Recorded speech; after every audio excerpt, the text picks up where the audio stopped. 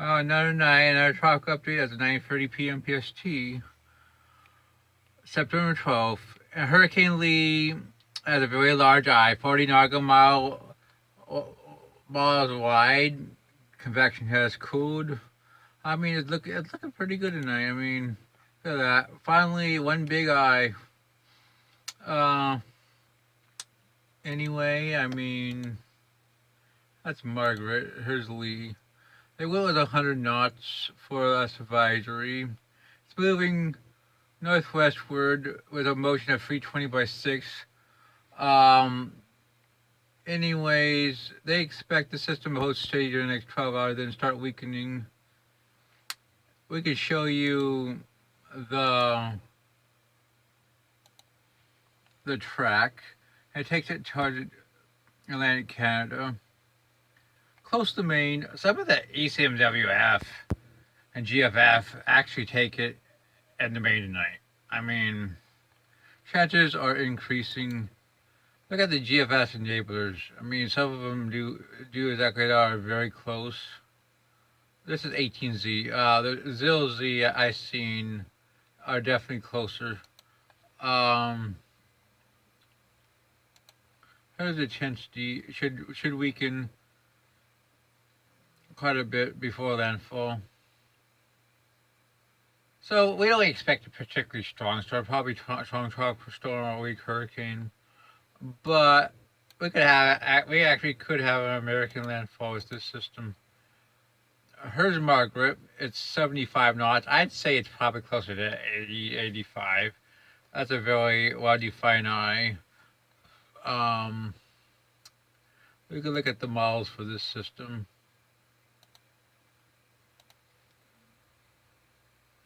And it shows the northward track. Then some of the models kind of bend it to the west and north. It does some funny shit. I mean, ECM GFS neighbors take it more eastward long term. It should strengthen a little bit more, but then weaken under less favorable conditions. And we got a system in the Eastern Pacific. It's 94, which is right here. There's some convection. The AC says it has a pretty damn good chance. I mean, let's see. It has 70% during the next 7 days and 50% during the next 2. So this could become our next tropical storm, even a hurricane for the Eastern Pacific. I mean, yeah. Let's see if the model data has gotten in yet. Right here. And anyway, it shows the west northwest, then a westward track. It could threaten Hawaii. We'll have to see. Could become a 45 knot tropical storm, but most likely it'll stay south of Hawaii. Lastly, we're going to talk about 9798L, which is in the Atlantic. And this system could be interesting. I mean, we can show you. It's right here. Most of the investors have merged into this. It should move west to westward, north of the islands most likely. Then we have to watch the trough. I think track fairly similar to Lee is pretty damn likely tonight. Here's the GFS at 174 hours for Nigel, 954 based on the GFS. But this is agreed to with the CMC, pretty much, but more northeastward at 978. Icon is actually just a little bit east of the GFS, but in general agrees at 156. Yeah.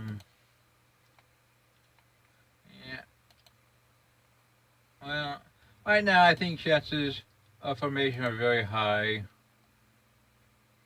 Here's the trough off the East Coast at 144 on the EPS 18Z. What this would do is keep it's actually very similar to Lee's pattern. There is not much reason to think otherwise. There's the GEFS at 84, which is far as this bottle goes out for the ZIL-Z. You have Lee right there. Yeah. GPS, 12Z. I'm starting to think it'll probably be a close call to Maine.